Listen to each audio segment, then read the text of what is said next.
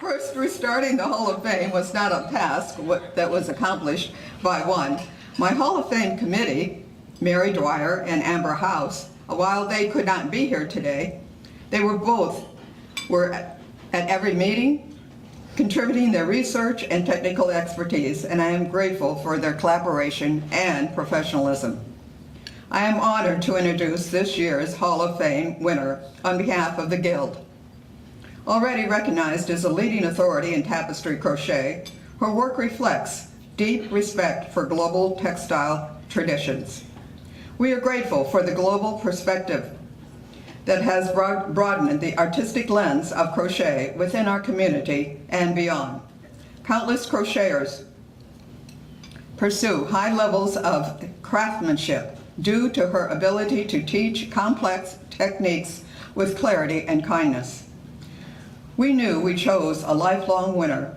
When we told her of her honor, she emphasized teaching their fellow crocheters in small groups. Without further ado, may I present the winner of the Hall Crochet Guild of America Hall of Fame winner for 2026, Carol Ventura.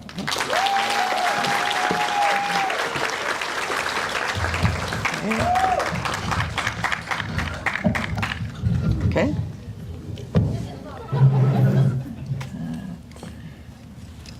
We would like to present her.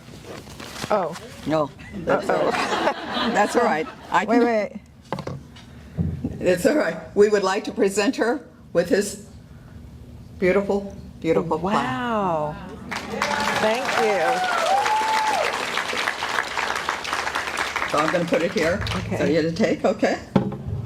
Okay, let's see.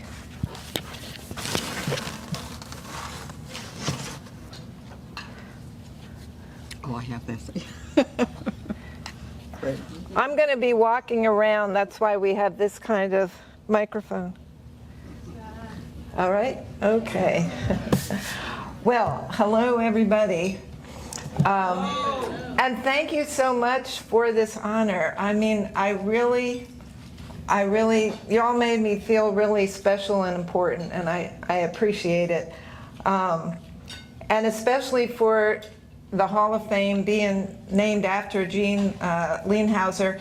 She was actually in one of my tapestry crochet classes. I didn't know who she was at the time. And she was always so humble, so friendly, so talented, and I'm just thrilled to be associated now, you know, in her legacy. And now the committee who chose me didn't really tell me what to talk about, just that it'd be about 20 minutes. So I thought I'd talk a little about me and then a little about tapestry crochet around the world, and then some of my own work. So I was actually born in New Jersey. My father was in the Navy, so we moved a lot. I didn't learn how to do the chain stitch until I was about 7 years old. And then it was years later before I found someone who could teach me single crochet. So for years I just had all these chains. And you know, I really would have loved YouTube tutorials back then. Who knows what I would have accomplished. But my dad used to bring us to museums and factories and workshops and, you know, other important places. He was in the Navy, so I also went to a lot of military sites and, you know, stuff like that. But as a kid, I really didn't like doing that, but it's my favorite thing to do now. In fact, today I went to the Ornamental Metal Museum, which I highly recommend. It has blacksmithing and all kinds of jewelry. And of course, the Elvis extravaganza across the road, and the pyramid, which is a big Bass Pro Shop. Who knew? And so, you know, that's what I love to do when I travel. I have master's degrees in ceramics and printmaking, and a PhD in art, and I've taught on the college level ceramics, photography, printmaking, silversmithing, enameling, basketry, weaving, and even crochet before becoming Tennessee Technological University's art historian in 1994. And then I retired 5 years ago. And though I was the only art history teacher, so I had to teach all the survey classes, you know, starting with the Stone Age, going all the way through Renaissance, Michelangelo, all of that. So I had to teach all what I call the dead white guys. But what I really loved was craft. And even when I taught painting, I would talk a little bit about the technology, you know, how the Impressionist painters were able to paint outside because they had invented paint in tubes. Well, actually it was in bladders. So they didn't have to, in their studio, be mixing up their own paint. So I've always been really interested in how things are done, but especially in how crafts are made. So most of my professional life, I've been traveling around taking photos of potters and weavers and glass blowers and, you know, you name it. And I made a number of web pages for them, which is on my carolventura.com webpage.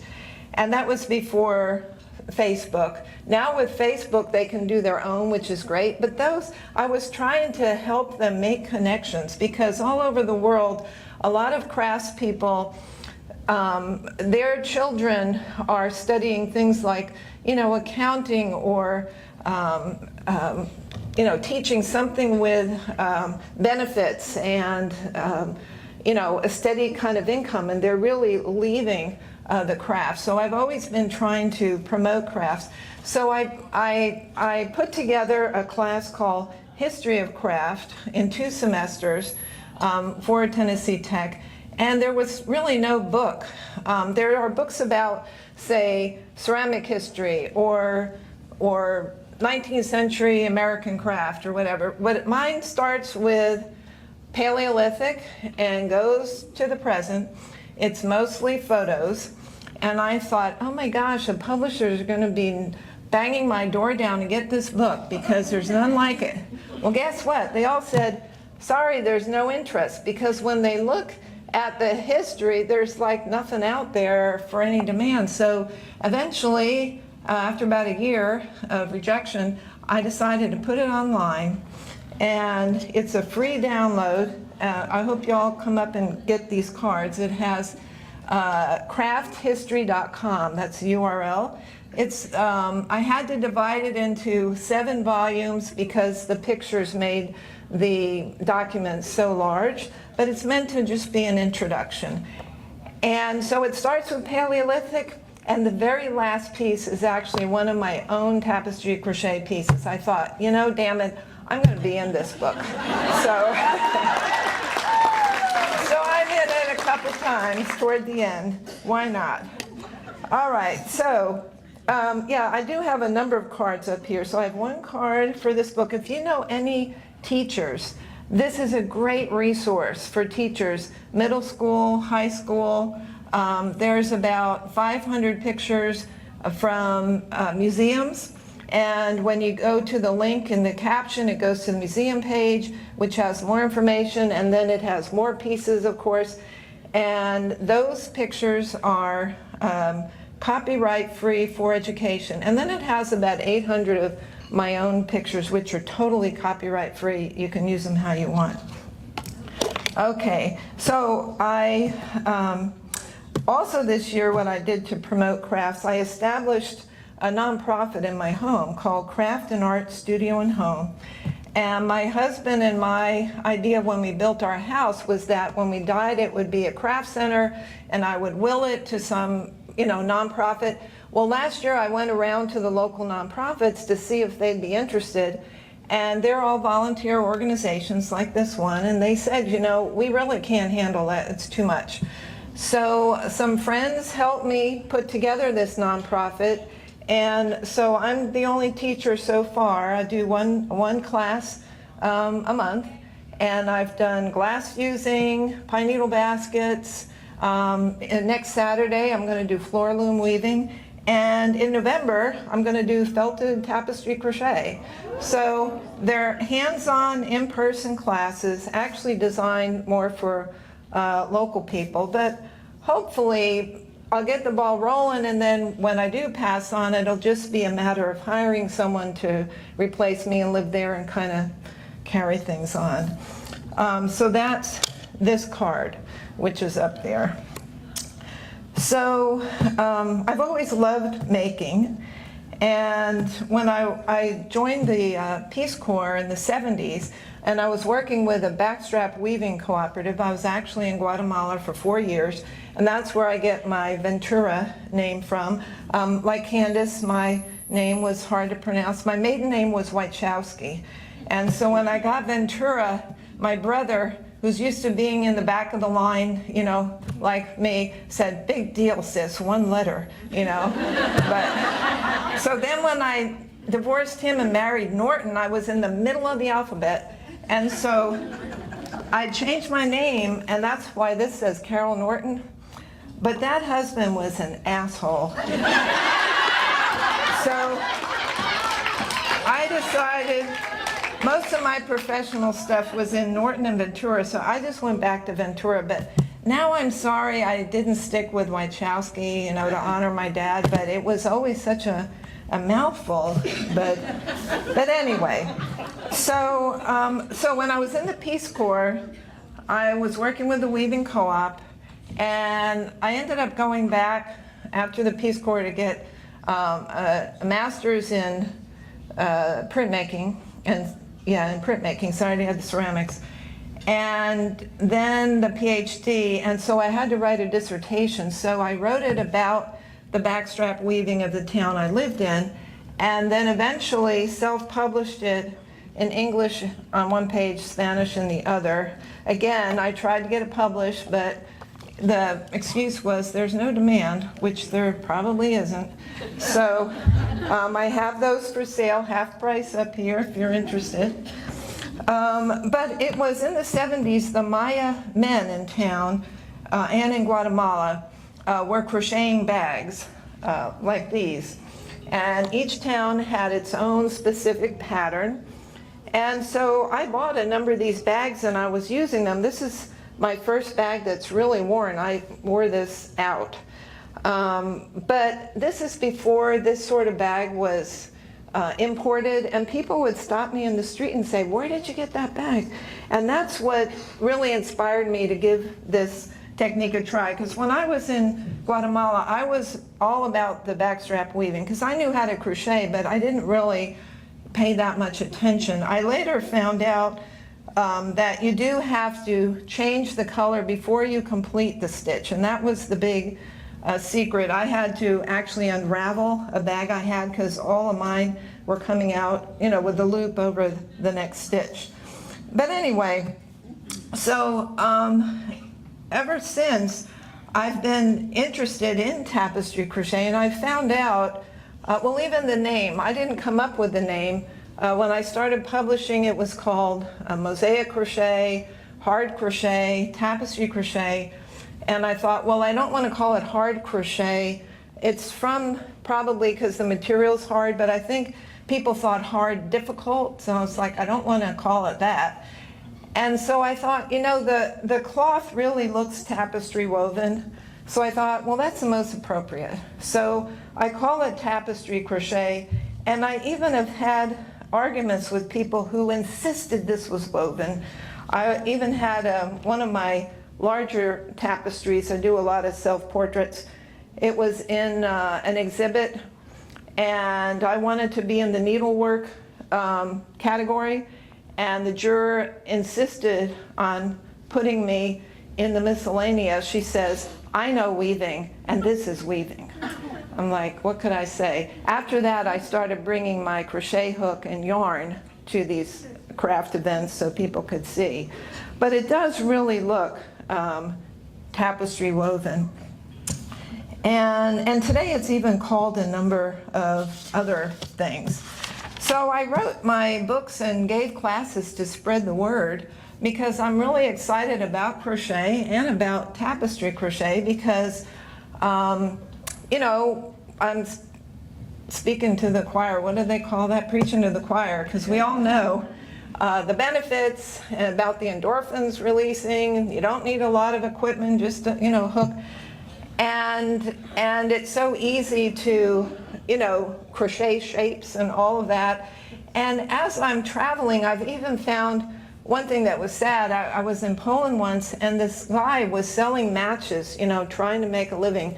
And I'm thinking, if he knew how to crochet, he could be sitting there crocheting something and sell something and make money. And also, these are very easy for people to ship, from other countries. So coming from a teaching background, I always assume that when I'm teaching people and at conferences, that my students will go out and teach more people who will teach more people, kind of like the pyramid thing. And I do hope you all, will do that,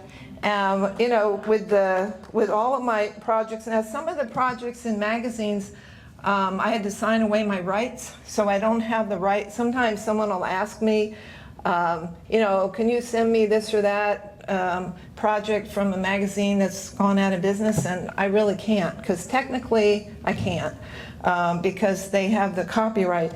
But from my books and my web pages, I even have some projects, and I say on the bottom, please use this in your own, in your own classes. So there's a lot of tapestry crochet variations, and it's actually pretty controversial, because some people say it has to be done this way, or it has to be done that way, or it's not tapestry crochet. The same thing about, is it art, is it craft? I'd rather just say it's all art, it's all craft, it's all tapestry crochet. I think if we're more inclusive, maybe, we'll get more support and more people will be interested. So let me show you a few of the ways it's made. So in Guatemala and in countries like Israel and Poland and even Peru and Cameroon, Africa, they stick the hook under both top loops and they carry the additional color. And they're using the single crochet stitch. In Morocco, they're using slip stitch. And with slip stitch, you can't really carry the thread, so it's carried, behind, not in the stitch. And it makes a nice thick kind of cloth. But they also use single crochet and half double crochet. Both of these are from Morocco.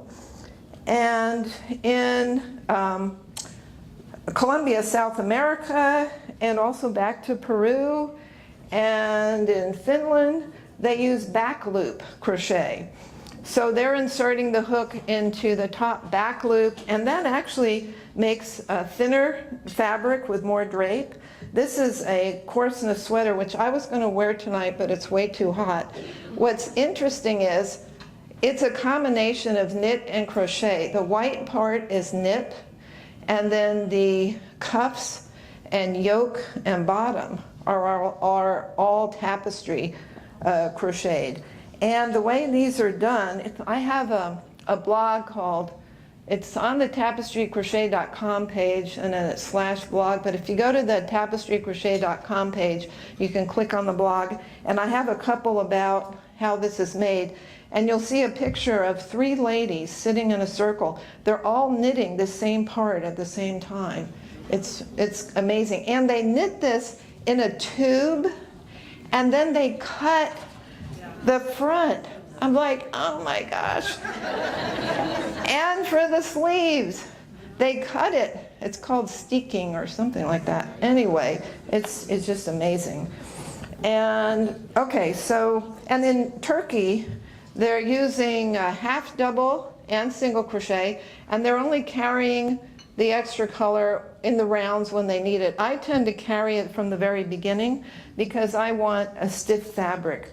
And what these are about is this is the way I do it, crocheting into both loops and carrying the other color in the stitch. This is back loop. All of these 3 are back loop with slight variations. This is with a larger hook and less tension. And let's see, I'm not even looking at my notes anymore, so I'm trying to remember what I was going to say. Oh, so another thing I started to explore then is the use of beads. I took a beading class crochet beading at one of the chain link conferences. And so we had one thread and we had to put on, you know, so many of one color, so many of the other and all that. And it took me a couple of years, but then I started thinking, you know, I could just put like all of the blue beads on a blue thread and green beads on a green thread, and then I can just switch back and forth, you know, when I feel like it. So I don't have to count, and then I can use a bead spinner and just put them all on. So here you see blue thread, you know, and blue beads, and pink thread. Actually, I did clear beads here. But then this took another couple of years, maybe a decade to figure out. I was trying to figure out how to have something different on the inside and the outside. And then I realized I could use beads for that. So this is, I've already talked to some of you at dinner tonight. This is my therapy. I don't protest in public. I'm not that kind of person. I wish I were. But I am I don't know what the name is, but it's like Craftivist. a craftivist. That's what I am. Yeah, so, you know, I'm real upset about how greedy people are, and the opposite of greed is generosity. I made the pretty colors the positive kinds of things. And then the opposite of entitlement is responsibility. And so this is my way of you know, kind of hoping that people will become more generous and responsible. And I've done several others with that, you know, kind of opposite thing. And the way I do that, some of you last night might have seen me working in the movie. To do that, you have to have two, like if you're using two colors in a round, you have to have 4 balls. So you have, in this case, I'm doing green on the outside, but white on the inside. So I have a ball of green with white beads. And with the blue on blue, I have, you know, I guess that's this one. But then when I switch, you know, I have one I'm getting ready here. It's a green thread with blue beads, because I'm almost up to that part where I will start with the words. So I made a number of graph papers because I noticed that the crochet stitches are not square. I don't know what I'm doing wrong. But so the crochet stitches are taller and angled, and they're not one over the other. So I made different papers for working in rounds for left-handed and right-handed crocheters, because for left-handed it naturally goes, well, to this way. All of these stitches are one over the other, and for right-handed it's the opposite. And that's why these sorts of patterns work out really well, because this side is all one stitch over another, and this side is going over one. So you'll see a lot of my designs are zigzags or hearts, that sort of thing. And then when I was doing the portraits, I realized depending how many yarns you're carrying, the stitches are higher or lower. So I made a number of these. Also, when I crochet in rounds, all the stitches are on the same side. But normally when you crochet flat, you flip it at the end, you know, of each row, so then you get these ridges. So this was something else, again, that took years to figure out. But one day I thought, because I knew that people crocheted left-handed and some right-handed, because I used to teach crochet, and I thought, well, what if you just crocheted across with one hand and then with the other on the way back? That way you get all the stitches on the same side. So that's what I started to do, and that's how I make all my flat tapestries. Now, another thing you can do if you really don't want to switch from your dominant hand, instead of sticking the hook from front to back, you can stick it from back to front. You know, you turn your piece and you stick it the other way. But the problem is I'm usually doing really complicated graphs, And if I were to do that and then flip the piece and then be going the other way, I'd have to like figure out what way I'm going on my graph paper. It's just easier for me to have the graph paper here and the piece facing me and then go back and forth. And the good thing about doing this also is I'm 72 now and I'm really trying to keep my mind active. And if you do complicated things, you are making new brain cells. So if you've been frustrated this week in class, the more frustrated you are, the more brain cells you're making. So it's like a good thing, and plus you're releasing, once you're happily, crocheting without problems, then you're releasing endorphins. So, it's such a fabulous art. So I also took a felting class where we were, using soapy water and poking it and doing all that and squishing, and it was a lot of work. It was fun, but then I thought, again, it took years. I thought, you could tapestry crochet with a loose hook, tension, a big hook and a loose tension, in feltable yarns of different colors, and then you could just wash it in the washing machine. Because I found out from someone else how you can wash things. And felt them. You've probably accidentally felted stuff. I know I have. So then I came up with felted projects. And then I thought, you can add beads to that.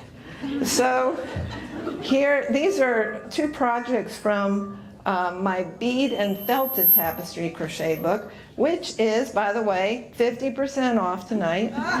Only $10. Act before, what time is it? I don't know. But this is reversible, look. So it can be like a night bag with sparkly, or a day bag. The problem is the beads make it really heavy. But, and I like crocheting the straps, everything connected, so I don't have to go back and figure out how to, because in Guatemala what they do is they wove the straps and then sewed them on. So again, I wasn't looking at my notes. I don't know if I said everything, but I do hope that you'll come up, look at all these pieces. I was going to pass them around, but I didn't know we were going to have food. So because of that, I couldn't pass them around. But come up and you can touch them.